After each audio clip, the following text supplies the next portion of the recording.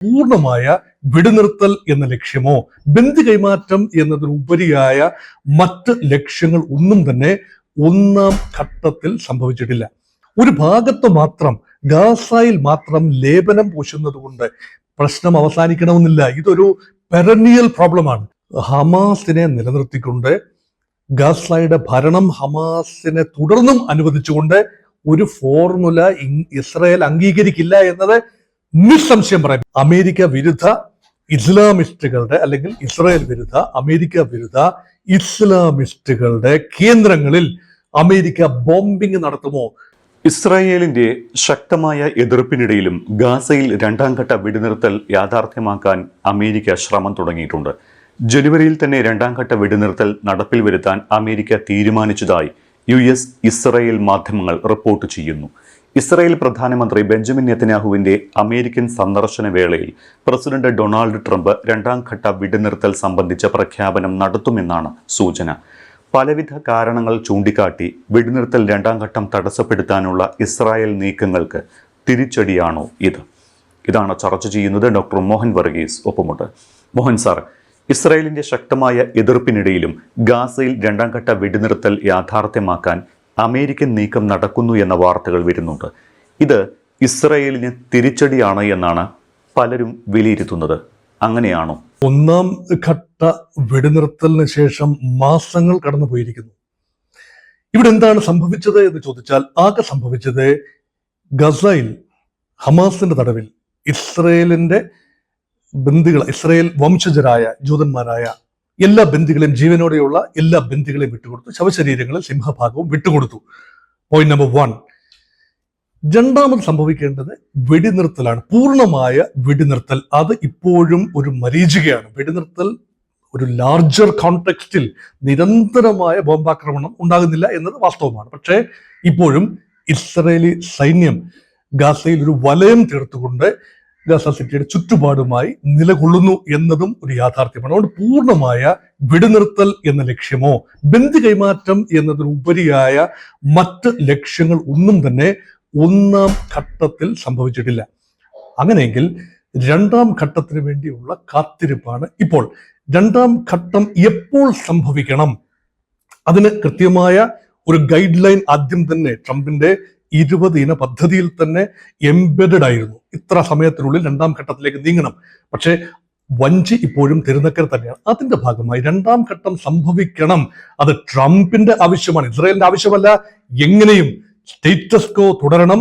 ഗാസയിൽ പൂർണ്ണമായി ഒരു സ്വതന്ത്രമായ ഒരു സംവിധാനം ഉണ്ടാവരുത്. ഇസ്രായേലിന്റെ നിയന്ത്രണം ഭാഗികമായെങ്കിലും ഇപ്പോഴും ഗാസയിൽ ഉണ്ടാകണം എന്ന് വിശ്വസിക്കുന്നവരാണ് ഇസ്രായേലിന്റെ ഭരണാധികാരി Benjamin Netanyahu and co.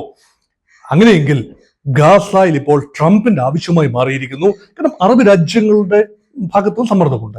Arab രാജ്യങ്ങളുമായി അമേരിക്ക നല്ല ബന്ധം കാത്തു സൂക്ഷിക്കുന്നു. ഈജിപ്തുമായും ഖത്തറുമായും സൗദിയുമായും UAEയുമായും എല്ലാം നല്ല ബന്ധമുണ്ട്. അപ്പൊ എത്ര കാലം ഈ സന്നിഗ്ധാവസ്ഥ തുടരാനാവും? അതുകൊണ്ടാണ് ബെഞ്ചമിൻ നെതന്യാഹുവിനെ ട്രംപ് വിളിച്ചിരിക്കുകയാണ്. എന്നാൽ ബെഞ്ചമിൻ നെതന്യാഹു ഈ ട്രംപിന്റെ ഫ്ലോറിഡ വസതിയിൽ ചെന്ന് കാണുക എന്നതിനേക്കാൾ കൂടുതൽ ഡിസംബർ അവസാനം, ഒരുപക്ഷെ 30-ാം തീയതി അല്ലെങ്കിൽ 31-ാം തീയതി, ഈ വർഷം തന്നെ അവസാനിക്കുന്നതിന് മുൻപ് ഒരു കൂടിക്കാഴ്ച ഉണ്ടാകും. അവിടെ കൃത്യമായ ചില നിർദ്ദേശങ്ങൾ ബെഞ്ചമിൻ നെതന്യാഹുവിന് കൊടുക്കാൻ ഒരുപക്ഷെ ട്രംപ് മുതിരും. കാരണം പന്ത് ഇപ്പോൾ അമേരിക്കയുടെയും ഇസ്രായേലിന്റെയും കോർട്ടിലാണ്, അത് ഗാസയുടെ കോർട്ടിലല്ല. അതായത് ഈ അധികാര കൈമാറ്റം അവിടെ നടന്നിട്ടില്ല. ഇപ്പോഴും ഹമാസ് ആണ് അവിടെ ഡിഫാക്ടോ അതോറിറ്റി. ഇത് ഇസ്രായേലിന് സ്വീകരിക്കാനാവില്ല, അതും സത്യമാണ്. പക്ഷെ ഹമാസിൽ നിന്നും ആരിലേക്കാണ് അധികാരം കൈമാറേണ്ടത്? ഒരു താൽക്കാലിക കൗൺസിൽ സംവിധാനം, അതേക്കുറിച്ച് പറയുന്നു. പക്ഷെ അതിന്റെ രൂപരേഖ ഇതുവരെ തയ്യാറായിട്ടില്ല. രണ്ടാം ഘട്ടം ചർച്ചകൾ അത് ഹമാസിന്റെ പ്രതിനിധികളുമായും ഇസ്രായേലുമായും അമേരിക്ക വെവ്വേറെ സംസാരിക്കേണ്ടതുണ്ട്. അതുകൊണ്ട് ഈജിപ്തിൽ നടന്ന നയതന്ത്രം, ഷർം അൽ ഷെയ്ഖിൽ നടന്ന നയതന്ത്രങ്ങൾ, അതുപോലെ വേറെ പല ഇടങ്ങളിലായി നടന്ന നയതന്ത്ര നീക്കങ്ങൾ, അതൊന്നും തന്നെ പൂർണ്ണമായി ഫലപ്രാപ്തിയിലെത്തിയില്ല എന്നതുകൊണ്ടാണ് ഒരുപക്ഷെ ഇപ്പോൾ ഇതാ Benjamin Netanyahu will be talking to Donald Trump. ഇനി ട്രംപിന്റെ ഒരു ശാസന ഉണ്ടാകാം, പക്ഷെ പൂർണ്ണമായി ഇസ്രായേൽ ഇത് അംഗീകരിച്ചു കൊള്ളണം എന്നില്ല. ഒരുപക്ഷെ പൂർണ്ണമായി ഗാസയുടെ മണ്ണിൽ നിന്നും 367 ചതുരശ്ര കിലോമീറ്റർ മണ്ണിൽ നിന്നും പൂർണ്ണമായി ഇസ്രായേൽ സൈന്യം പിൻവാങ്ങണം എന്നാണ് ട്രംപ് പറയുന്നതെങ്കിൽ അതിന് യാതൊരു സാധ്യതയും കാണുന്നില്ല. കാരണം ചില ഉറപ്പുകൾ ട്രംപിൽ നിന്നും ഇസ്രായേൽ ചോദിക്കും. ആ ഉറപ്പുകൾ ട്രംപായി നൽകാനാവില്ല. അതിന് അവിടുത്തെ ഇപ്പോഴും നിലവിലുള്ള ഹമാസുമായി കൂടി ആലോചിക്കേണ്ടി വരും. കാരണം ഹമാസിന് പൂർണ്ണ നിയന്ത്രണം എന്ന രീതിയിലല്ല ഞാൻ സംസാരിക്കുന്നത്. ഹമാസിന് ചില മേഖലകൾ ഇപ്പോഴും ഡിഫാക്ടോ അവിടുത്തെ ക്രമസമാധാന നില പരീക്ഷിക്കുന്നത് ഹമാസാണ്. അതുപോലെ ഈ ദുരിതാശ്വാസ സാമഗ്രികൾ, ഭക്ഷണം, ഇന്ധനം, വെള്ളം, ഇതിന്റെയൊക്കെ വിതരണം എന്ന് പറയുന്നത് തീർച്ചയായും അത് ഒരു ഇന്റർനാഷണൽ ഏജൻസികളുടെ മോണിറ്ററിംഗ് ഉണ്ട് എന്ന് പറയുമ്പോഴും ആത്യന്തികമായി അത് ഹമാസിന് തന്നെയാണ് നഗരഹൃദയങ്ങളിൽ അതിന്റെ ചുമതല. ആ ചുമതലയിൽ നിന്നെല്ലാം ഘട്ടം ഘട്ടമായി ഹമാസിനെ മാറ്റി നിർത്തി ഇല്ല എങ്കിൽ രണ്ടാം ഘട്ടം ചർച്ച ഒരിക്കലും വിജയകരമാവില്ല. അത് പരാജയപ്പെടുത്തണമെന്ന് ഏറ്റവും അധികം ആഗ്രഹിക്കുന്നത് ഇസ്രായേലിന്റെ ഭരണകൂടം തന്നെയായിരിക്കും. ഇസ്രായേൽ പ്രധാനമന്ത്രി ബെഞ്ചമിൻ നെതന്യാഹുവിന്റെ അമേരിക്കൻ സന്ദർശന വേളയിൽ പ്രസിഡന്റ് ഡൊണാൾഡ് ട്രംപ് രണ്ടാം ഘട്ട വെടിനിർത്തൽ സംബന്ധിച്ച പ്രഖ്യാപനം നടത്തുമെന്നാണ് ഇപ്പോൾ ചില അന്താരാഷ്ട്ര മാധ്യമങ്ങളെല്ലാം പറയുന്നത്. പക്ഷേ നേരത്തെ വന്ന ചില വാർത്തകൾ ഇറാനെതിരെ ശക്തമായ തിരിച്ചടിക്ക് അനുമതി തേടാനാണ് നെതന്യാഹു ട്രംപുമായി ചർച്ച നടത്തുന്നത് എന്നായിരുന്നു. നമ്മളും അത് സംബന്ധിച്ച ഒരു വീഡിയോ ചെയ്തതാണ്. ഇതിൽ ഏതിനാണ് സാധ്യത കൂടുതൽ? ഈ രണ്ട് കാര്യങ്ങളാണ്, സമാന്തരമായി രണ്ട് കാര്യങ്ങളാണ് ലോക രാഷ്ട്രീയം നോക്കിക്കാണുന്നവർ സ്പെക്കുലേറ്റ് ചെയ്യുന്നത്. ഒന്ന്, രണ്ടാം ഘട്ട വെടിനിർത്തലിനെ കുറിച്ച് ചില ധാരണകളാവുക അമേരിക്കയും ഇസ്രായേലും തമ്മിൽ. അതാണ് ഇപ്പോൾ സംസാരിച്ചു കൊണ്ടിരുന്നത്. രണ്ടാമത്തെ കാര്യം, ഇതിൽ നിന്ന് സ്വല്പം ശ്രദ്ധ വ്യതിചലിപ്പിക്കാൻ Iran factor will be roped in എന്ന് പറഞ്ഞാൽ ഇറാൻ ഒരു മ്യൂച്വൽ ത്രെട്ടാണ്. പ്രത്യേകിച്ച് അറബി ലോകത്തിനും ജൂതരാഷ്ട്രത്തിനും ഒരുപോലെ തന്നെ സെക്യൂരിറ്റി ത്രെട്ടുള്ള ഒരു രാജ്യമാണല്ലോ ഇറാൻ. അതുകൊണ്ടൊരു സമഗ്രമായ ഏത് സമാധാന പ്രക്രിയയ്ക്കും ഒരു സമഗ്രമായ രൂപമുണ്ടാകണം. ഒരു ഭാഗത്ത് മാത്രം, ഗാസയിൽ മാത്രം ലേപനം പൂശുന്നത് കൊണ്ട് പ്രശ്നം അവസാനിക്കണമെന്നില്ല. ഇതൊരു പെരനിയൽ പ്രോബ്ലമാണ്. ഗാസയിലെ വിഷയത്തിന്റെ എല്ലാം പിന്നിലേക്ക് പോകുമ്പോൾ ഇറാൻ അനുകൂല മിലിഷ്യകളാണ്. അത് ഹമാസ് ആയിക്കൊള്ളട്ടെ, ഹമാസിനെ സഹായിച്ചുകൊണ്ടിരുന്ന വടക്ക് നിന്ന് ലെബനിൽ നിന്ന് വരുന്ന ഹിസ്ബുള്ള ആയിക്കൊള്ളട്ടെ, ഹൂതികളായിക്കൊള്ളട്ടെ, ഇതെല്ലാം തന്നെ ഇറാന്റെ പ്രോക്സീസ് ആണ്. അപ്പൊ ഇറാന്റെ മൈറ്റ്, ഇറാന്റെ പ്രഹരശേഷി, ഇറാന്റെ ഒരു സർവൈലൻസ് സംവിധാനം, ഇറാന്റെ കോർഡിനേഷൻ, ആ നെറ്റ്വർക്ക്, അത് കംപ്ലീറ്റ്ലി പൊളിച്ചടുക്കിയെങ്കിൽ മാത്രമേ ട്രംപ് ഉദ്ദേശിക്കുന്ന രീതിയിൽ, ഇസ്രായേൽ ഉദ്ദേശിക്കുന്ന രീതിയിൽ അവിടെ ഒരു സമാധാന പ്രക്രിയ ഉണ്ടാകൂ. കാരണം സമാധാനം എന്ന് പറയുന്നത് ആരെങ്കിലും ഉദ്ദേശിക്കുന്ന അനുസരിച്ച് ഉണ്ടാകേണ്ടതല്ല. പലസ്തീനിയൻസ് ആഗ്രഹിക്കുന്ന സമാധാന പ്രക്രിയയാണോ ഇവരെല്ലാവരും കൂടി ചേർന്ന് കൊടുക്കുന്നത്? ഇതൊരു വലിയ വിരോധാഭാസമല്ലേ? എന്നെ കേൾക്കുന്ന പ്രേക്ഷകർ ഒന്ന് സ്വതന്ത്രമായി ചിന്തിച്ചു നോക്കൂ. ഗാസയിലെ ജനങ്ങൾ അല്ലെങ്കിൽ വെസ്റ്റ് ബാങ്കിലെ ജനങ്ങൾ, അവർക്ക് പ്രാതിനിധ്യമില്ലാത്ത, അവർക്കൊരു സേ ഇല്ലാത്ത, അവർക്ക് വേണ്ടി മറ്റു ചിലരാണ് സംസാരിക്കുന്നത്. ഗാസയിലെ ആളുകൾക്ക് വേണ്ടി സംസാരിക്കുന്ന ആരാണ്? ഈജിപ്റ്റാണ്, അല്ലെങ്കിൽ ഖത്തറാണ്, അല്ലെ മറ്റാരെങ്കിലുമാണ്. ഗാസയുടെ ജനങ്ങൾക്ക് വേണ്ടി സംസാരിക്കാൻ ഹമാസും ഉണ്ടാവരുത്. അവരല്ല, അവരെ തെരഞ്ഞെടുക്കപ്പെട്ട ഒരു ഗ്രൂപ്പായിരുന്നു. അത് കഴിഞ്ഞ് തെരഞ്ഞെടുപ്പിന് ശേഷം 2006 അവസാന തെരഞ്ഞെടുപ്പ് നടക്കുന്ന ഗാസയിൽ. അതിനുശേഷം ഒരു മാൻഡേറ്റ്, പോപ്പുലർ മാൻഡേറ്റ് ഇവിടെ ലഭിച്ചിട്ടില്ല. അപ്പൊ ഹമാസ് ഇപ്പോൾ അധികാരത്തിൽ ഉണ്ട് എന്ന് പറയുന്നത്, അല്ലെങ്കിൽ ഉണ്ടായിരുന്നു എന്ന് പറയുന്നത്, ഒരു പോപ്പുലർ മാൻഡേറ്റിന്റെ അടിസ്ഥാനത്തിൽ അല്ല എന്നുകൂടി ഓർക്കണം. പക്ഷെ ബദൽ മാൻഡേറ്റ് ഉണ്ടായിട്ടുമില്ല എന്ന് ഓർക്കണം. അതുകൊണ്ട് ഗാസയിൽ ഒരു തെരഞ്ഞെടുപ്പ് നടത്തി ഗാസയുടെ ജനങ്ങൾക്ക് എന്താണ് വേണ്ടത്? വെസ്റ്റ് ബാങ്കിൽ മഹ്മൂദ് അബ്ബാസ് പറയുന്നതാണോ കേൾക്കേണ്ടത്? പുതിയ തെരഞ്ഞെടുപ്പ് നടത്തി വെസ്റ്റ് ബാങ്കിലെ ആളുകളുടെ ഹിതമാണോ? അവരുടെ ഒരു ഭാവി തീരുമാനിക്കാൻ മറ്റു ചില ആളുകൾ, ചില യജമാനന്മാരുടെ കോട്ടിട്ട് വന്ന ചില ആളുകൾ തീന്മേശയിൽ ഇരുന്നു കൊണ്ട്, ഡിപ്ലോമാറ്റിക് ടേബിളിൽ ഇരുന്നു കൊണ്ട് സംസാരിച്ച് തീർക്കേണ്ട വിഷയമാണോ? അതുകൊണ്ടാണ് ഇവിടെ പുതിയ പുതിയ പുതിയ നററ്റീവുകൾ വരികയാണ്, പുതിയ പുതിയ ത്രെട്ടുകൾ വരികയാണ്. ഒരു കാര്യം കൂടി ഞാൻ ഈ കൂട്ടത്തിൽ സൂചിപ്പിക്കട്ടെ. ആകമാന സാഹചര്യം അനുകൂലമാക്കി, അമേരിക്കയ്ക്ക് അനുകൂലമാക്കി മാറ്റുന്നതിന്റെ ഭാഗമായിട്ടാണ് ഇറാനോടൊപ്പം എക്കാലത്തും ചേർന്ന് നിന്നിരുന്ന സിറിയയുടെ ബാഷർ അൽ അസദ് ഭരണകൂടത്തെ അട്ടിമറിച്ചുകൊണ്ട് അഹമ്മദ് അൽ ഷറ ഭരണകൂടത്തെ അവിടെ സ്ഥാപിച്ചത്. അത് പലരുടെയും പുരികങ്ങൾ ചുളിഞ്ഞൊരു കാര്യമാണ്. ഒരു മുൻ ഭീകരനായ അൽ ഖൈദ ബന്ധമുണ്ടായിരുന്ന, IS ബന്ധമുണ്ടായിരുന്ന അൽ ഷറായി എങ്ങനെ അമേരിക്കയ്ക്ക് ഹോൾഡ് ചെയ്യാൻ പറ്റും, എങ്ങനെ സ്വീകരിക്കാൻ പറ്റും? ട്രംപിന്റെ അതിഥിയായി അൽ ഷറ പോയ കാര്യം ഉൾപ്പെടെ നമ്മൾ വലിയ വാർത്തയായിരുന്നു കഴിഞ്ഞ മാസം. അങ്ങനെയെങ്കിൽ അവിടെ സിറിയ നള്ളിഫൈ ചെയ്തിരുന്നു. സിറിയയിലെ IS കേന്ദ്രങ്ങൾക്ക് നേരെ അമേരിക്ക ബോംബിംഗ് നടത്തി. കഴിഞ്ഞ ആഴ്ച ഇറാഖിൽ നിന്നും കാര്യമായ പ്രതികൂലമായ വാർത്തകളൊന്നും വരുന്നില്ല. ഓരോരോ ഏരിയകൾ സീൽ ചെയ്ത് പോവുകയാണ്. ആത്യന്തികമായി അമേരിക്ക ആഗ്രഹിക്കുന്നത് സുന്നി അറബി ലോകത്തെ, അതിന് റീഡ് സൗദി അറേബ്യ അല്ലെങ്കിൽ UAE എന്നൊക്കെ വേണം റീഡ് ചെയ്യാൻ, അവരെ ആത്യന്തികമായി ഇസ്രയേലുമായി രാഷ്ട്രീയ സൈനിക സഖ്യം ഉണ്ടാവില്ലായിരിക്കും, രാഷ്ട്രീയ സാമ്പത്തിക ഒരു കെട്ടുപാടിൽ, സഖ്യത്തിൽ, നിരപ്പിൽ കൊണ്ടെത്തി നിർത്തുക. ഇതാണ് അവിടെ ഇറാനെ നിരന്തരമായി മറുഭാഗത്ത് നിർത്തുക. ഇത് അമേരിക്കയുടെ ഒരു തന്ത്രമാണ്. അവിടെ ആ തന്ത്രം സമാന്തരമായി പയറ്റി ഒരു കോംപ്രിഹെൻസീവ് പീസ് ഡീലിൽ ഇറാനെ ഉൾപ്പെടുത്താത്തൊരു പീസ് ഡീലാണ്. ഒരിക്കലും ഇറാൻ അംഗീകരിക്കില്ലല്ലോ. ഇറാന്റെ പ്രതിനിധികൾ ഉണ്ടാകാത്ത വെസ്റ്റ് ഏഷ്യയിലെ ഒരു പീസ് ഡീൽ പൂർണ്ണമായി ഇറാൻ അംഗീകരിക്കില്ലല്ലോ. അപ്പോൾ ഇറാനെ ഏത് രീതിയിൽ മെരുക്കിയെടുക്കാം എന്നതിനെ കുറിച്ചുള്ള ചിന്ത കൂടി ഉണ്ടായില്ല എങ്കിൽ ശാശ്വതമായ ഒരു സമാധാനം ഉണ്ടാവില്ല. ഇന്നല്ലെങ്കിൽ നാളെ കുറെ മാസങ്ങളിലേക്ക് ഇറാൻ അടങ്ങിയിരിക്കും. അതിനുശേഷം ഇറാൻ വീണ്ടും ഫണ്ട് ചെയ്യും, ഹിസ്ബുള്ളകളെ ഫണ്ട് ചെയ്യും, ഹൂതികളെ ഫണ്ട് ചെയ്യും, ഹമാസിനെ ഫണ്ട് ചെയ്യും, മറ്റ് പുതിയ മിലീഷ്യകളെ ഫണ്ട് ചെയ്യും. ഇറാൻ അനുകൂല ഷിയ മിലീഷ്യകൾ സിറിയയിലും ഇറാഖിലും നിരന്തരം പലസ്തീൻ കോസിന് വേണ്ടി അവിടെ നിന്നുകൊണ്ട് പൊരുതും. ഇതൊക്കെ ഒഴിവാക്കണമെന്ന ആഗ്രഹം ഇസ്രായേലിലും കാണും. അതുകൊണ്ടാണ് ഇറാൻ വിഷയം ഇപ്പോൾ പുറത്തു കേൾക്കുന്നത് ഇറാന്റെ ആണവ കേപ്പബിലിറ്റിയെ പരമാവധി ബ്ലണ്ട് ചെയ്യുക, നള്ളിഫൈ ചെയ്യുക, എലിമിനേറ്റ് ചെയ്യുക. അങ്ങനെയെങ്കിൽ മറ്റ് ആണവം ഒഴിച്ചുള്ള മറ്റേത് ഭീഷണിയും നേരിടാൻ അമേരിക്കയ്ക്കും ഇസ്രായേലിനും കഴിയും എന്നുള്ളത് കൊണ്ട് ആണവ ശക്തി എന്ന നിലയിൽ ആണവ പോർമുന, അസ്റ്റിങ് എടുത്തു കളയുക, വിഷമുള്ള ഇറാനിൽ നിന്നും എടുത്തു കളയുക എന്ന ഒരു വിത്തിൻ കോട്ട്സാണ് വിഷമുള്ളത്. കാരണം അതൊരു ഡിഫൻസിന് വേണ്ടി ഇറാനെ ന്യായീകരിക്കാൻ സാധിക്കും. ഇറാന്റെ അനുകൂല ആളുകൾ അത് ന്യായീകരിക്കും. സ്വാഭാവികമായി അവരുടെ ഡിഫൻസിന്, ഡിറ്ററൻസിന് തീർച്ചയായും ഈ ആണവ പോർമുനകൾ ആവശ്യമാണെന്ന് ചിന്തിക്കുന്ന ഒരുപാട് പേരുണ്ട്. അല്ലെ, ഇന്ത്യ പാകിസ്ഥാനും തമ്മിൽ വലിയ യുദ്ധമുണ്ടാകാത്തത് രണ്ട് രാജ്യങ്ങളും ആണവ പോർമുനകൾ ഉള്ളത് കൊണ്ട് മാത്രമാണ് എന്ന് ചിന്തിക്കുന്നവരാണ് അനേകം. അപ്പൊ അതുകൊണ്ട് ഇതിനെല്ലാം രണ്ട് വശങ്ങളുണ്ട് എന്നും കൂടി ഓർക്കണം. ഞാൻ അത് നിഷ്പക്ഷമായിട്ടാണ് അതിനെ കാണുന്നത്. അതുകൊണ്ട് ഇത് ബാലൻസ് ചെയ്ത് പറഞ്ഞു എന്ന് മാത്രമേ ഉള്ളൂ. പക്ഷേ ഇവിടെ സംസാരിക്കാൻ പോകുന്ന വിഷയങ്ങളിൽ ഒരുപക്ഷെ ഇറാനും ഉണ്ടാകും എന്നത് വെറും കിംവദന്തിയാകാൻ സാധ്യതയില്ല. ഗാസയിലും വെസ്റ്റ് ബാങ്കിലും ഇസ്രായേൽ ഇന്നലെയും ആക്രമണം നടത്തിയിരുന്നു. ഗാസയിലെ സ്ഥിതി കൂടുതൽ ആപത്കരമാണ് എന്നാണ് അന്താരാഷ്ട്ര സന്നദ്ധ സംഘടനകളെല്ലാം അറിയിക്കുന്നതും. രണ്ടാം ഘട്ട വെടിനിർത്തൽ ഈ ഒരു സാഹചര്യത്തിൽ യാഥാർത്ഥ്യമാകാനുള്ള സാധ്യതയുണ്ടോ? ഈ hyphenated Gaza and west bank, ഇതിനെ നമ്മളൊരു പാക്കേജായി എടുത്തെങ്കിലേ പറ്റൂ. അതാണ് യഥാർത്ഥത്തിൽ പലസ്തീൻ. വെസ്റ്റ് ബാങ്ക് മാത്രമല്ല, ഗാസ മാത്രമല്ല, ഈസ്റ്റ് ജെറൂസലേമും ഗാസയും വെസ്റ്റ് ബാങ്കും ചേരുന്ന ഒരു കോംപ്രിഹെൻസീവ് ഒരു പാക്കേജാണ് ഈ പലസ്തീൻ എന്ന് പറയുന്നത്. ഇവിടെ ആത്യന്തികമായി there are two nations, Jewish nation called Israel, Palestinian nation which is not territorially contiguous. Jewish നേഷന് ടെറിട്ടോറിയൽ കണ്ടിന്യൂറ്റി ഉണ്ട്.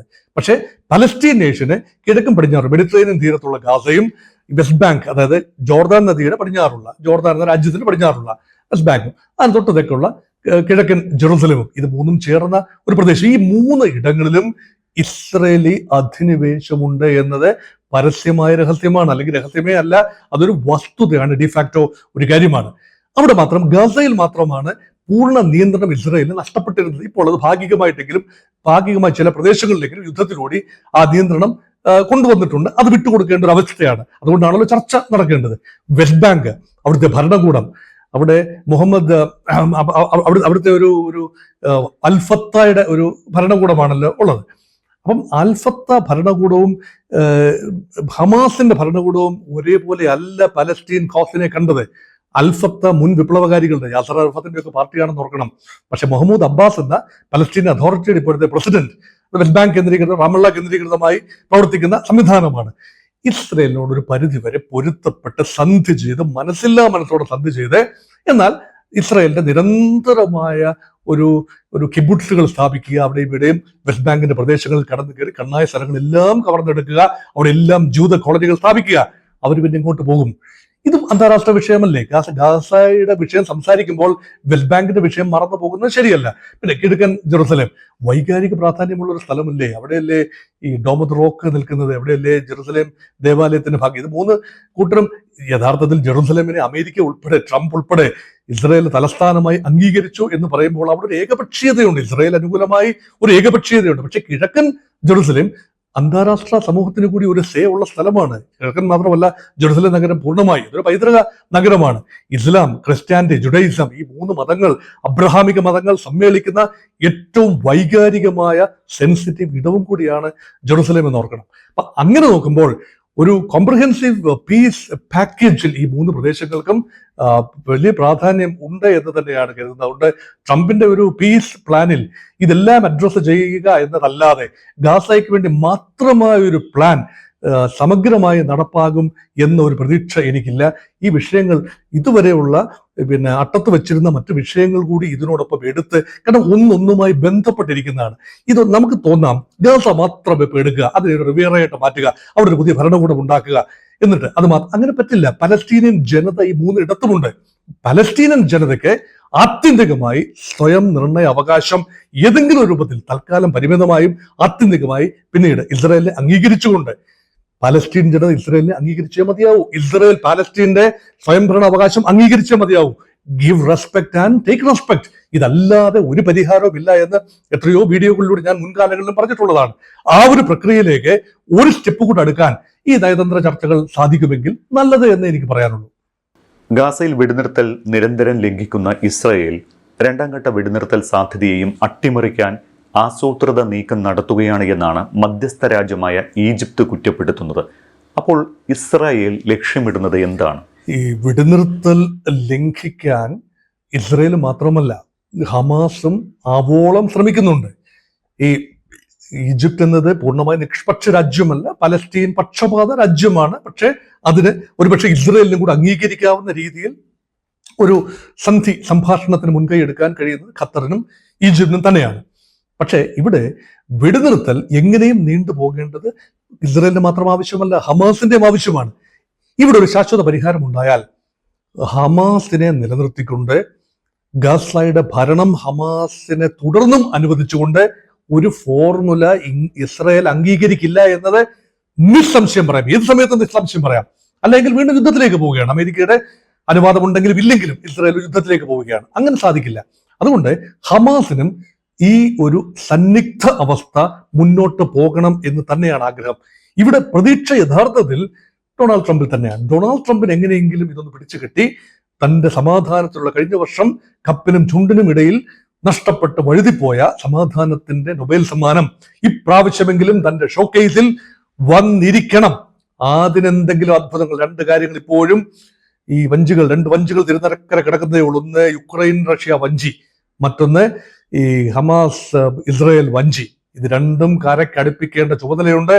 Trump is working overtime to ensure that അദ്ദേഹത്തിന്റെ ബിസിനസ് താല്പര്യങ്ങൾ സംരക്ഷിക്കപ്പെടണം, അമേരിക്കൻ ആയുധ താല്പര്യങ്ങൾ സംരക്ഷിക്കപ്പെടണം, അതേപോലെ തന്നെ സമാധാനം കൊണ്ടുവന്നുവെന്ന പ്രതീതി ഉണ്ടാക്കുകയും വേണം. അതുകൊണ്ട് എന്തെങ്കിലുമൊക്കെ സംഭവിക്കാനുള്ള സാധ്യതയുണ്ട്. പക്ഷേ സൂണർ ദ ബെറ്റർ. മറ്റൊരു കാര്യമുള്ളത്, കഴിഞ്ഞ ദിവസം നൈജീരിയയിലെ IS ഭീകര കേന്ദ്രങ്ങളിൽ അമേരിക്ക വ്യോമാക്രമണം നടത്തിയിരുന്നു. ഇതിനുശേഷം കൊല്ലപ്പെട്ട ഭീകരർക്ക് ക്രിസ്മസ് ആശംസയും പ്രസിഡന്റ് ട്രംപ് നേർന്നതാണ്. നമ്മളത് കണ്ടതാണ്. എന്താണ് ഈ ആക്രമണത്തിലൂടെ ട്രംപ് ലക്ഷ്യമിട്ടത്? ഇസ്ലാമിക് സ്റ്റേറ്റ് എന്ന ഒരു സംഘടനയെക്കുറിച്ച്, അല്ലെങ്കിൽ അതൊരു ഭൗമരാഷ്ട്രം കൂടി ആയിരുന്നു, അല്ലെങ്കിൽ അങ്ങനെയാണ് അവർ ഡിസൈൻ ചെയ്യുന്നത്. അതൊരു സങ്കല്പമല്ല. അൽ-ഖൈദ പോലെ ഒരു ടെററിസ്റ്റ് ഔട്ട്ഫിറ്റ് മാത്രമല്ല, അതൊരു ടെറിട്ടോറിയൽ സ്റ്റേറ്റ് എന്ന കോൺസെപ്റ്റാണ്. ഇസ്രായേൽ ഇറാഖിലും സിറിയയിലുമായിട്ടുള്ള IS അല്ലെങ്കിൽ Islamic State in Syria and Levant എന്ന് പറഞ്ഞ ആ പ്രദേശം എല്ലാം കൂടി ചേർന്നതാണ്. അവിടെ ആ ആശയം ഇപ്പൊ ലെവാന്തൊക്കെ കടന്ന് നോർത്ത് ആഫ്രിക്കയിലേക്കും വെസ്റ്റ് ആഫ്രിക്കയിലേക്കും നീങ്ങുകയാണ്. അങ്ങനെ നോർത്ത് ആഫ്രിക്കയിലെ പല രാജ്യങ്ങളിലും ISന്റെ സ്ലീപ്പർ സെല്ലുകളുണ്ട്. അവരെല്ലാം തന്നെ ഇസ്ലാമിക ഭരണകൂടങ്ങളാണ് എങ്കിൽ പോലും ചിലതൊക്കെ റിപ്പബ്ലിക്കുകളാണ്, ചിലതൊക്കെ മറ്റു തരത്തിലുള്ള ഭരണകൂടങ്ങളാണ്, ജുണ്ടാക്കളാണ്, മിലിറ്ററി ജുണ്ടാക്കളാണ്, ഒക്കെയാണ്.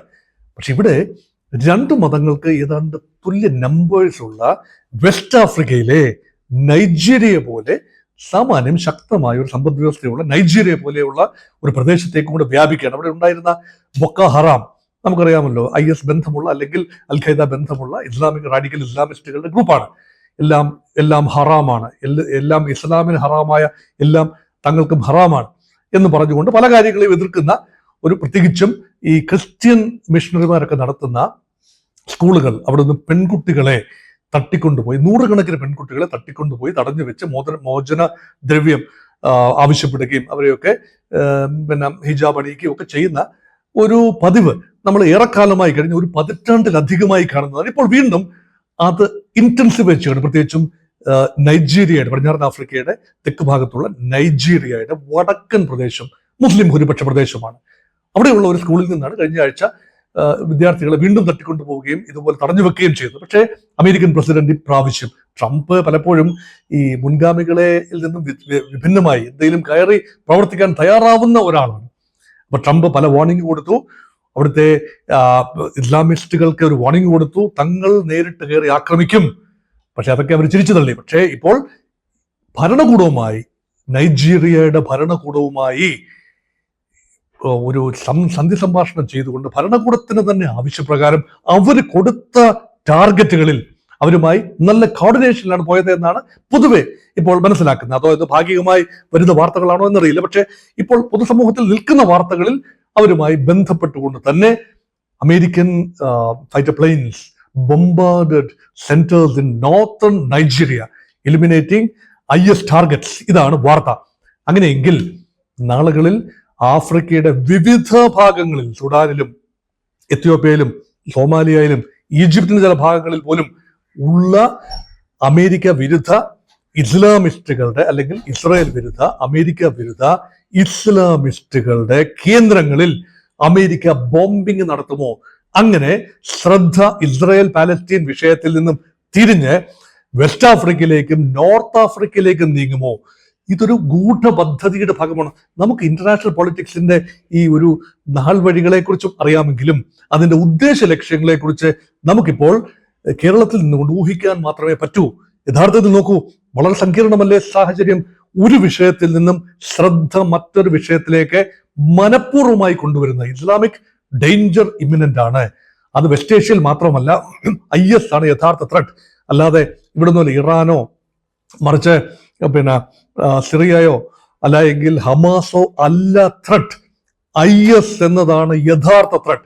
എന്ന് പറഞ്ഞാൽ ഒരു പക്ഷേ ലോകത്തിന്റെ ചിന്താഗതി തന്നെ മാറിപ്പോവും. അത് നോക്കൂ, ഇറാനും ISഉം തമ്മിൽ ഒരു ബന്ധവുമില്ല. ISന്റെ ഇസ്ലാമിക് സ്റ്റേറ്റിന്റെ ഏറ്റവും വലിയ ആഗ്രഹം ഷിയ രാജ്യമായി ഇറാനെ ഉന്മൂലനം ചെയ്യുക എന്നതാണ്, അല്ലെ? IS ഒരിക്കലും ഈ ഒരു സുന്നി ഖൗസ് ആണ്, വിശാല സുന്നി ഖൗസ് ആണ്. സുന്നി എന്ന് പറയുന്നത് ശരിയല്ല, അതിനകത്ത് തന്നെ റാഡിക്കൽ ഒരു ഒബ്സ്കുറാന്റിസ്റ്റ് ഔട്ട്ഫിറ്റ് ആണ്. അപ്പൊ അവിടെ അവർ രാജഭരണങ്ങൾക്കെതിരാണ്, അവര് എമീറുകൾക്ക് ഷെയ്ഖുമാർക്ക് എതിരാണ്, റിപ്പബ്ലിക്കൻ ഘടനയ്ക്കെതിരാണ്, ജനാധിപത്യത്തെ അവര് കടക്കൽ തന്നെ കത്തിവെക്കുന്നു. അവരൊന്നും അംഗീകരിക്കില്ല. ഒരു എന്താ പറയുക, ഇസ്ലാമിക് ഖലിഫേറ്റ് കൊണ്ടുവരണമെന്ന് ആഗ്രഹിക്കുന്ന വിഭാഗമാണ് ഇസ്ലാമിക് സ്റ്റേറ്റ്. അങ്ങനെ നോർത്ത് ആഫ്രിക്കയിലും വെസ്റ്റ് ഏഷ്യയിലുമായിട്ട് വിശാലമായ ഒരു ഇസ്ലാമിക് ഖലിഫേറ്റിന് വേണ്ടിയാണ് ഇവർ മുറവിളി കൂട്ടുന്നത്. പല രാജ്യങ്ങളുടെയും ഭരണകൂടങ്ങളെ അട്ടിമറിക്കാൻ അവർ ശ്രമിക്കും. ഈ ഒരു നറേറ്റീവ് ഇപ്പൊ കൊടുക്കുകയാണ് അമേരിക്ക. നോക്കൂ, അങ്ങനെ വെസ്റ്റ് ഏഷ്യയിലെ വിഷയത്തിൽ നിന്നും ബോധപൂർവം വിഷയം തിരിച്ചുവിടാൻ ഇസ്രായേൽ ഉൾപ്പെടെ ആഗ്രഹിക്കില്ലേ? ആഗ്രഹിക്കുമെന്ന് തന്നെയാണ്. ഇതൊക്കെ തന്ത്രങ്ങളാണ്. അതുകൊണ്ടാവാം ഒരുപക്ഷെ ആഫ്രിക്ക ഇപ്പോൾ ആക്രമണം നടത്തി എന്നതിന് ന്യായീകരണങ്ങൾ തീർച്ചയായിട്ടുണ്ട്. അവര് ഭീകര കേന്ദ്രങ്ങളിലാണ് ആക്രമണം നടത്തിയിരിക്കുന്നത്. അതിനൊരു പോസിറ്റീവ് ഇന്റന്റും കോസും ഉണ്ട്. നൈജീരിയയിൽ കടന്നു കയറിയതല്ല, നൈജീരിയൻ ഗവൺമെന്റിന്റെ ഒത്താശയോടുകൂടി ആഗ്രഹത്തോട് ചെയ്തൊരു കാര്യമാണ്. അതുകൊണ്ട് ഇതിനി വരാനിരിക്കുന്ന മാറ്റങ്ങളുടെ, ഇനി വരാനിരിക്കുന്ന പുതിയ ട്രെൻഡുകളുടെ ആദ്യ സൂചനയാണോ എന്നതിനെ കുറിച്ചും ന്യായമായ സംശയങ്ങളുണ്ട്.